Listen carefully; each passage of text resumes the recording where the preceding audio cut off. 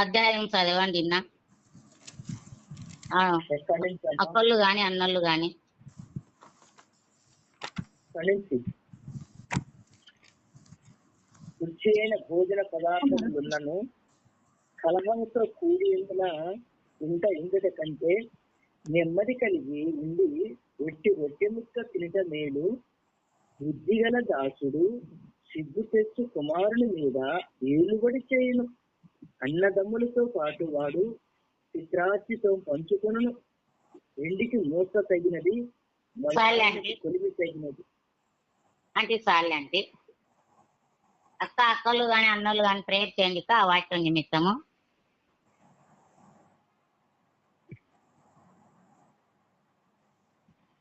తండ్రి, జీవగల మా ప్రియపరలో తండ్రి, నిత్యము సజీవగల దేవా, స్తోత్రాలు అయ్యాలి తండ్రి.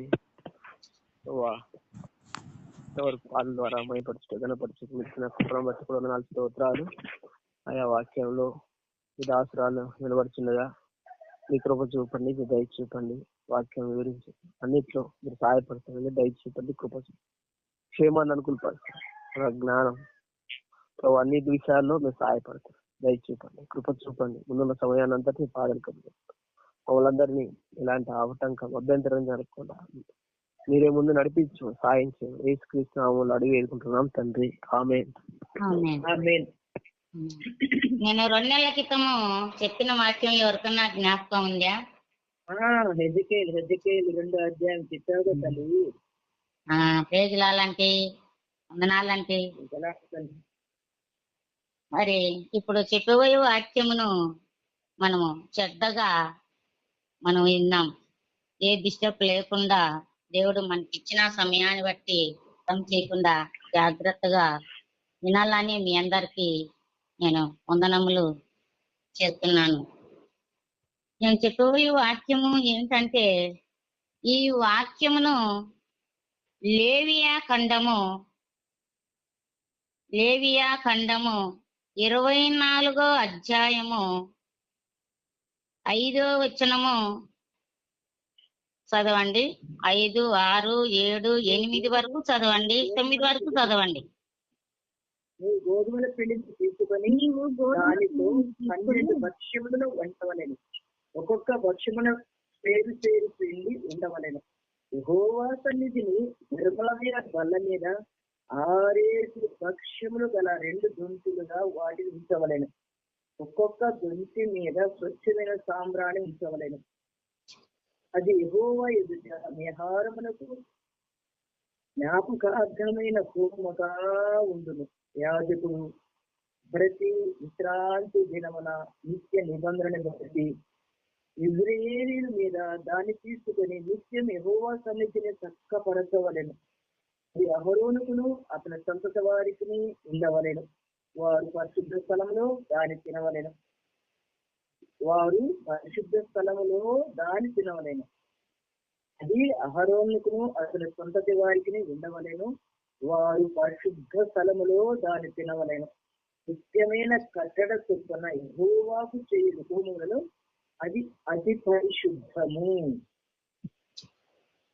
చాలా అంటే ఇక్కడ ఏం చెప్తున్నాడంటే, దేవుడు నీవు గోధుమ పిండిని తీసుకొని దానితో 12 భక్ష్యములను వండవలను అంటున్నాడు. ఏమంటున్నాడు? గోధుమ పిండి తీసుకొని దానితో 12 భక్ష్యములను వండవలెను. ఒక్కొక్క భక్ష్యము చేరు పిండి ఉండవలెను అంటున్నాడు. 12 భక్ష్యములు అంటే ఈ 12 భక్ష్యములను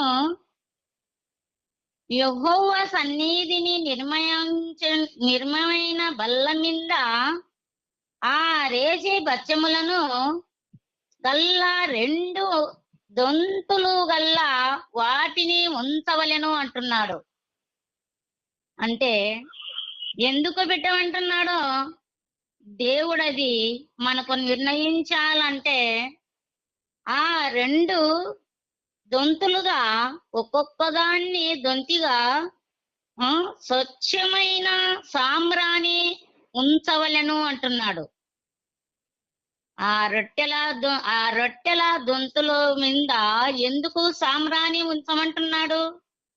మనము తెలుసుకోవాలంటే ఈ సాంబ్రాణి ఉంచిన అది యెహోవా ఎదుట ఆహారమునకు జ్ఞాపకమైన హోముగా ఉండెను అని యాజకులు ప్రతి విశ్రాంతి దినమున నిత్య నిబంధనను బట్టి ఇశ్రాయేలు యొద్ద దానిని తీసుకొని నిత్యము యెహోవా సన్నిధిలో చక్కపరచవలని అది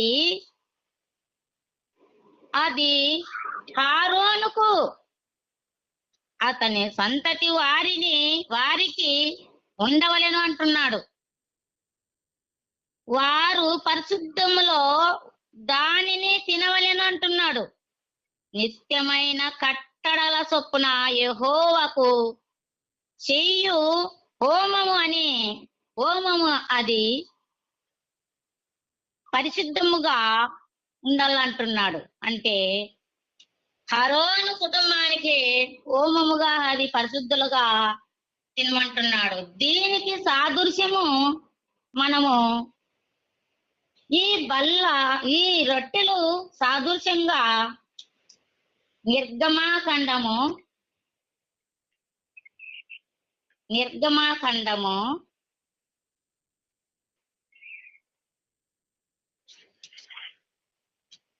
25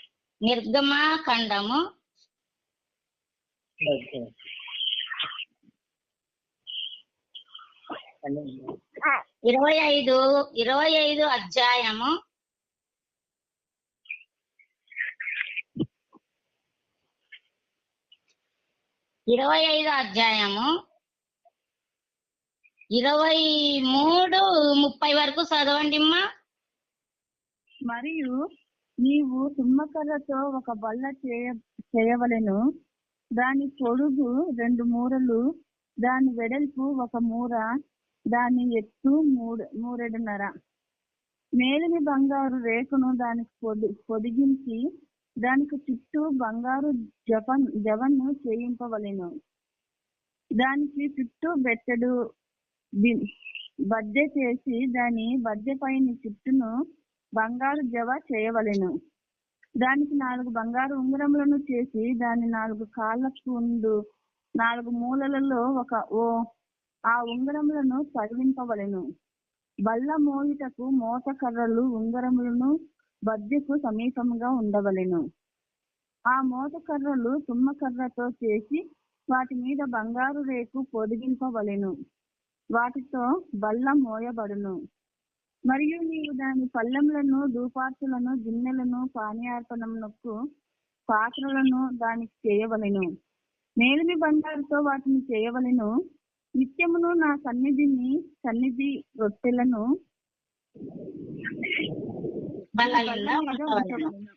ఓకేమ్మా.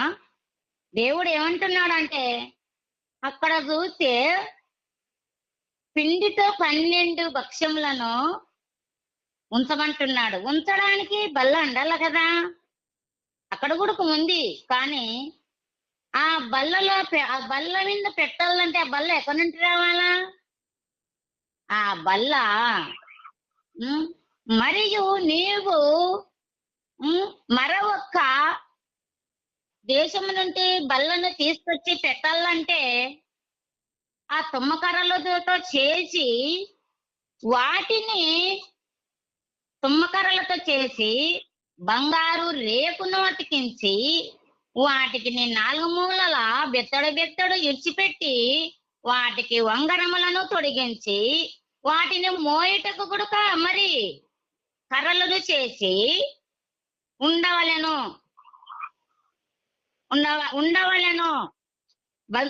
బంధం సమాపముగా మడపము వలె మోయు కర్రలు తుమ్మకర్రలతో మోయుటకు వాటికి గుడుక మనుషులు ఉండాలి.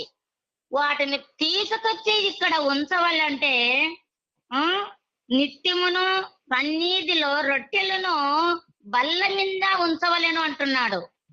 ఎందుకు ఉంచవలెను? ఆ బల్ల మీద ఎందుకు ఉంచవలెను? రొట్టెలు పెట్టడానికి. ఆ రొట్టెలు ఎందుకు పెట్టినాడంటే మనము చూసుకుంటే ఆ రొట్టెల వలన మనము ఈ యొక్క యాజకులు మాత్రమే తినవాలి. యాజకులు మాత్రమే తినవాలి. ఈ రొట్టెలకు సాదృశ్యంగా యాజకులు మాత్రమే తినాలంటే దేవుడు ఏర్పరిచినాడు. ఈ నిర్గమాకాండములో బల్లను ఏర్పరిచినాడు, రొట్టెలను ఏర్పరిచినాడు, సాంబ్రాణిని ఏర్పరిచినాడు. ఈ 12 మందికి ఒక్కొక్క దొంతి మీద 6 దొంతులుగా ఒక్కొక్క దానికి 6 బచ్చములు పెట్టినారు.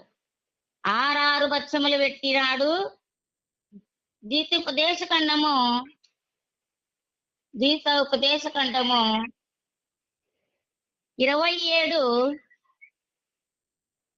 ద్వితోపదేశఖండము 27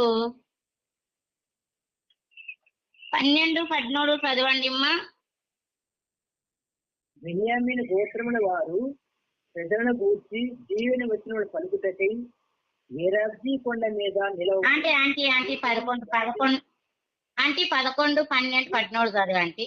సారీ అంటే ఆ దినమంది మోషే తన ప్రజలకు ఆజ్ఞాపించినది ఏమనగా, మీరు యోర్దాను దాటిన తర్వాత సిమియోను, లేవి, యూదా, ఇస్సాకారు, యోసేపు, బెన్యామీను గోత్రముల వారు ప్రజలను గూర్చి దీవెన వచ్చిన పలుకుటకై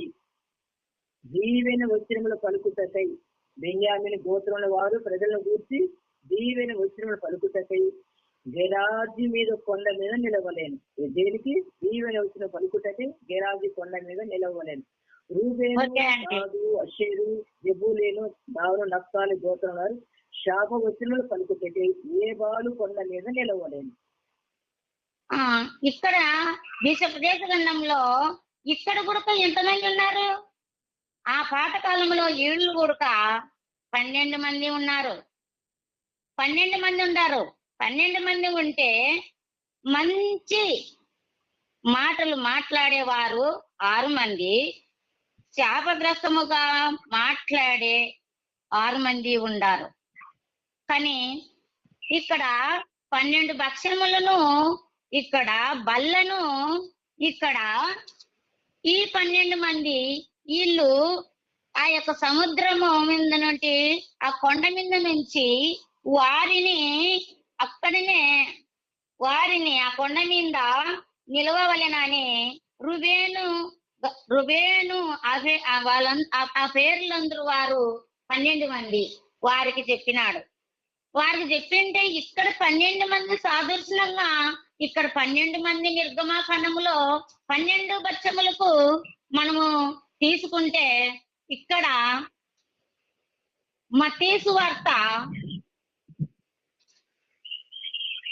10:5-9 చదవండి అమ్మా.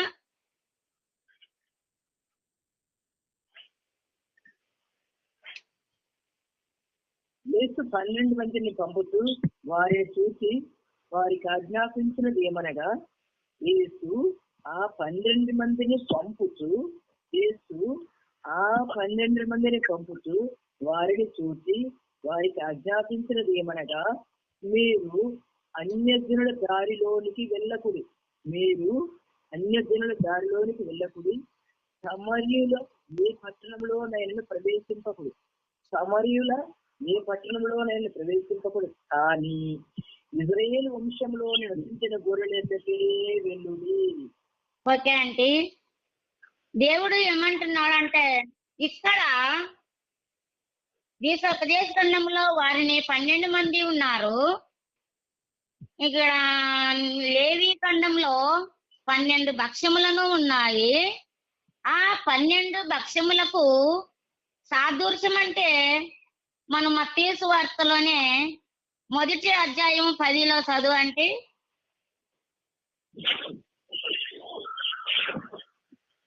ఏంటమ్మా?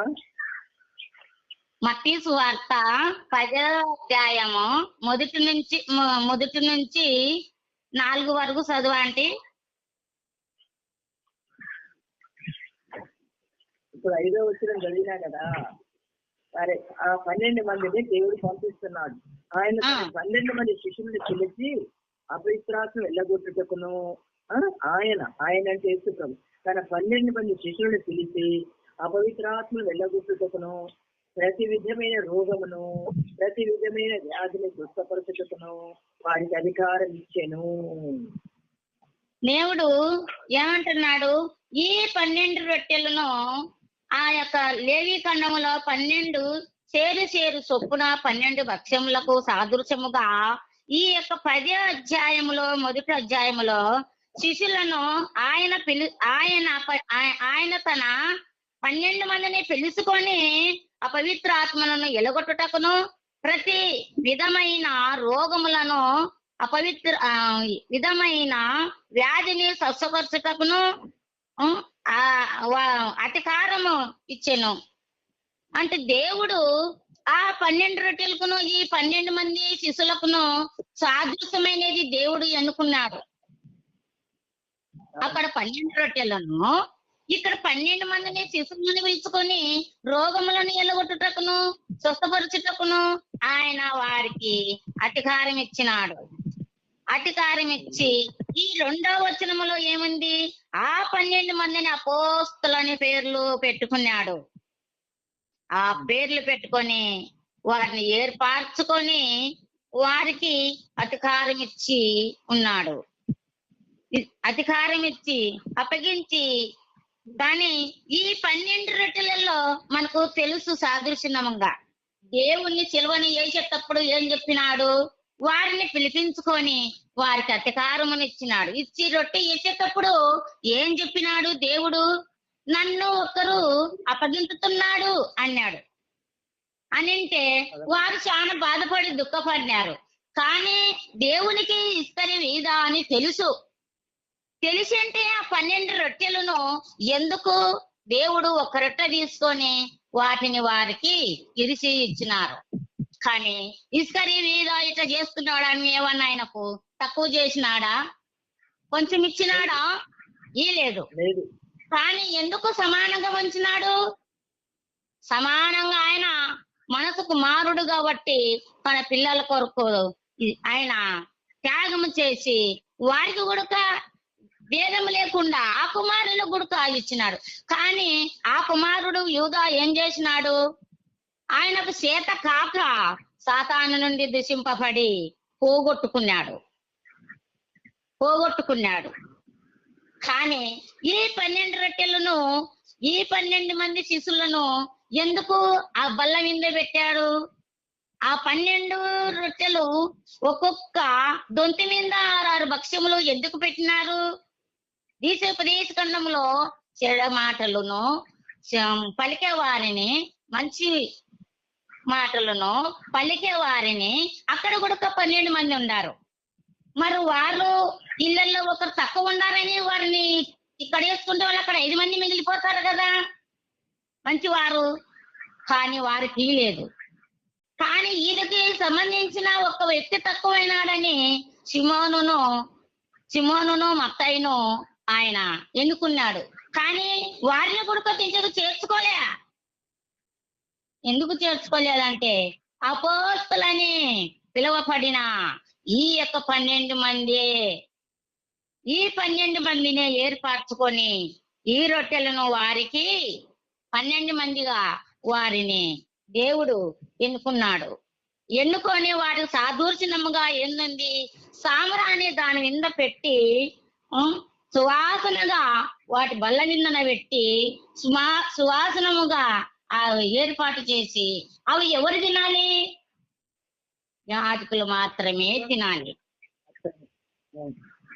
యాజకులు మాత్రమే తినాలి. ఎందుకు తినాలి? పరిశుద్ధపరచుకొని దేవుని హోమంలో వారే చేస్తున్నారు కాబట్టి. ఎవరు? హరోని వంశంలో చేస్తున్నారు కాబట్టి వారే తినవలను, యాజకులనే తినవలను. మరి పాపులు తినాలంటే తినకూడదు కదా. మరి దేవుడు మళ్ళీ 12 మందిని శిశువులను ఏర్పరచుకొని వారికి ఎందుకు ఇచ్చినాడు? వారిని ఏర్పరచుకొని నేను చేసినట్టుగా మీరు కూడా చేయవలను అని దేవుడు ఏర్పరచుకున్నాడు. కానీ మరి యేషయ్య 3:10 చదవండి అంటే. దేంట్లో యేషయ్య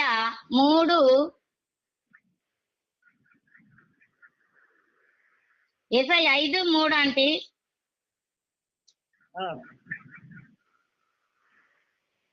యేషయ్య 5:3-10. కావున యెరూషలేము నివాసులారా, యూదావారులారా, నా ద్రాక్ష తోట విషయము నాకు న్యాయము తీర్చవలనని మిమ్మును వేడుకుంటున్నాను. నేను నా ద్రాక్ష తోటకు చేసిన దానికంటే మరేమి దానికి చేయగలను? అది ద్రాక్ష పండ్లు కాయునని నేను కనిపెట్టినప్పుడు అది కారు ద్రాక్షలు కాయుటకు కారణమేమి? ఆలోచించుడి.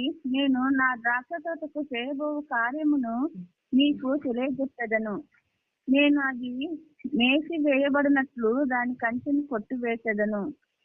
అది చొక్కబడినట్లు దాని గోడను పడగొట్టి దాన్ని పాడు చేసేదను. చదవాలక్క? ఉండక్క కొంచెం యేషయ్య దాంట్లో ఏమంటున్నాడంటే 3:5-3:10 ఏమంటున్నాడంటే ఆయన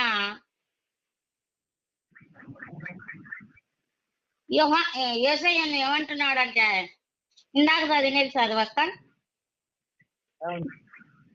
కావున యెరూషలేము నివాసులారా, యూదావారులారా, నా ద్రాక్ష తోట విషయము నాకు న్యాయము తీర్చవలనని మిమ్మును వేడుకొనుచున్నాను. ఓకే అక్క, చాలెక్క. దేవుడు ఏమంటున్నాడంటే ద్రాక్ష తోటకును న్యాయమును తీర్చమంటున్నాడు. ఏం న్యాయమును తీర్చమంటున్నాడు? ఆయన న్యాయమును తీర్చడానికే ఈ లోకమునకు సాదృశ్యముగా ఆయన వచ్చాడు. కానీ ఈ 12 మంది రొట్టెలను, ఈ 12 మంది శిశులను, ఆ 12 మంది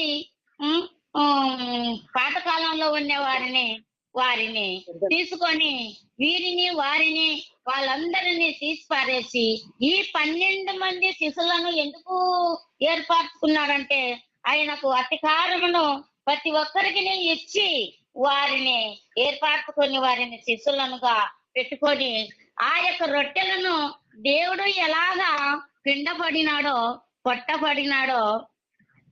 కొట్టపడినాడో ఆయన దిశింపబడినాడో నలగపడినాడో, కానీ ఆయన ఎంత శ్రమలు పన్నాడో అవి శిశులు గుడక అంతనే పన్నారు. కానీ దేవుడు మన కొరకు అంత పిండపడిన గుడక అంత చేసిన గుడక మన కొరకే త్యాగము చేసి మన కొరకే బాధపడి మన కొరకే ఆయన హింసించబడి మన కొరకే శిక్షించబడి ఈ బల్లను ఈ రొట్టెను సాదృశ్యముగా ఎందుకు ఇచ్చినాడు? ఆయన నలగపడినట్టుగా మనం గుడక ఈ లోకములో మనం గుడక వాటిని నలగపడినట్టుగానే దేవుడు ఏర్పాటు చేసినాడు. మనం గుడక సామరాని వలె దేవుడు ఇచ్చిన వాటిని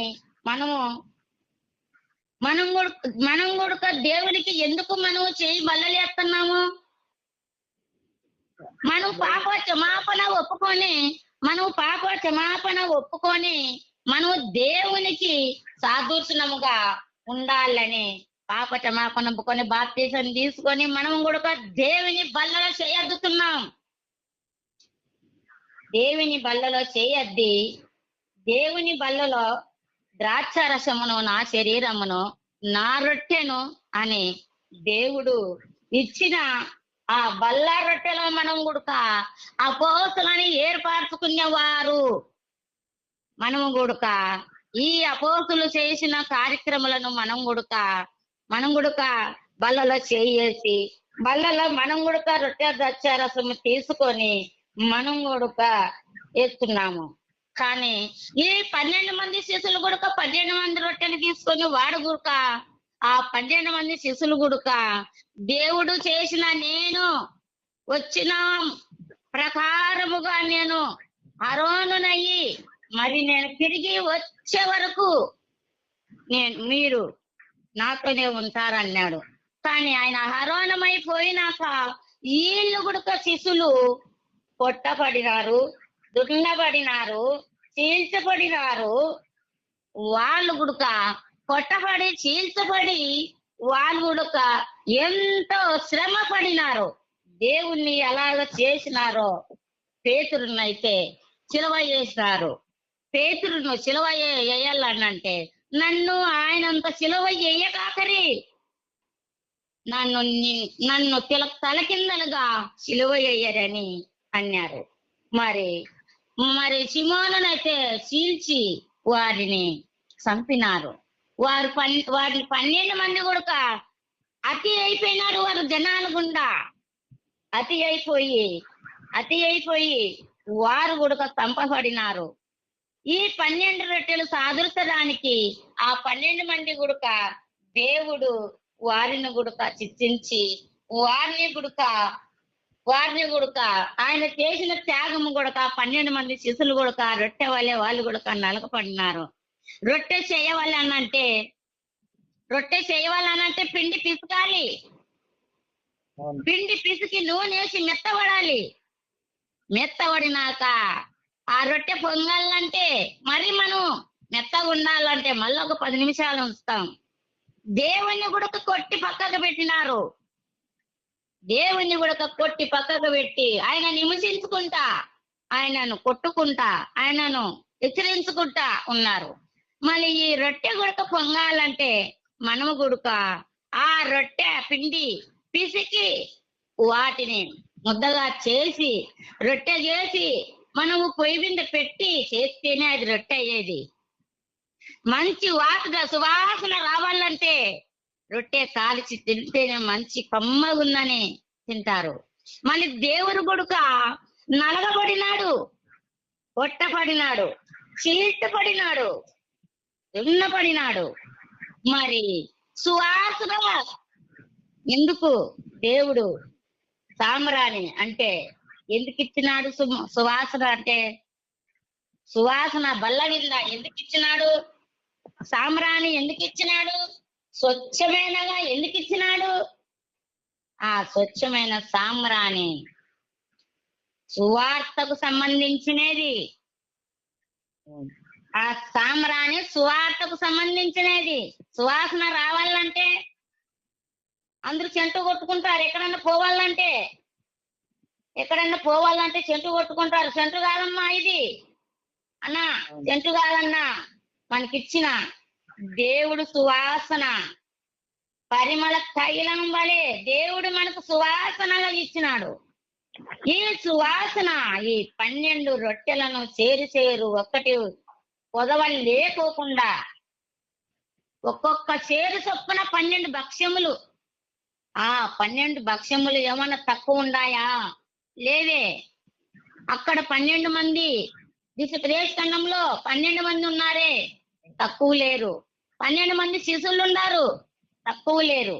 వారందరినీ ఏర్పరచడానికి బల్లని ఏర్పాటు చేసినాడు. తుమ్మ కర్రలతో వారిని ఎత్తుకుపోయే గురుక అన్ని ఏర్పాటు చేసినారు. కానీ మరి ఈ 12 రొట్టెల మీద పెట్టిన సాంబ్రాణి అంటే ఆ సాంబ్రాణే ఈ లోకముల సువార్తగా ఎగజల్లినారు. సువాసనగా ఎగజల్లినారు. అపోస్తులైన వారు ఎగజల్లినారు. ఆ సాంబ్రాణిని ఎగజల్లి ఆ యొక్క వాసనగా, ఆ వాసన మనం కూడా ఇప్పుడు ఉన్నామంటే దేవుడు మన వాళ్ళని ఎన్నుకొని నా వలె మీరు కూడా కొట్టపడాలి, భయపడకరి అంటున్నాడు. మనవలను కూడక అమ్మో దేవుణ్ణి తీసుకుపోతున్నారంట, దేవుణ్ణి కొడుతున్నారంట అని పారిపోతారు. కానీ అమ్మా దేవుడు మన కొరకే కొట్టబడినాడు, మన కొరకే దున్నపడినాడు. ఆయన మాటలు ఎంత మూలమైన మాటలో మనకు ఇవన్నీ సాదూర్చనంగా ఇచ్చినాడు దేవుడు. మరి దేవుడు ఈ సువాసన ఎందుకు ఇచ్చినాడు? బల్ల అంటే ఏంది? బల్ల అంటే ఏంది? దేవుడే. బల్ల దేవుడే. బల్ల మీద రొట్టెలు తన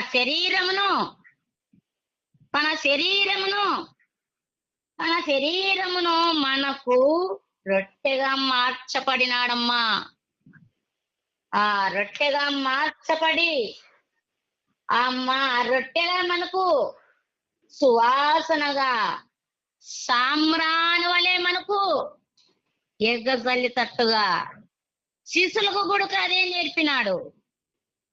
ఆ శిశులమ్మ వారు అప్పుడు ఇచ్చిన శిశులు మనం కూడా మారు మనసు పొంది ఇప్పుడు తీసుకుంటున్నామంటే రాజుల సమూహంలో మనం కూడా రొట్టె ద్రాక్ష రసమును ఎందుకు తీసుకుంటున్నాము? మనం కూడా దేవునిలో కొట్టపడి దున్నపడి మనం కూడా నలిగి మనం కూడా దేవునిలో మనం కూడా కొట్టబడిన వారు వలె ఉన్నామా? మనం సామ్రాణి వలె ఎదగలుగుతున్నామా? మన సామ్రాణి వలె మనము సువాసనంగా ఉన్నామా? మరి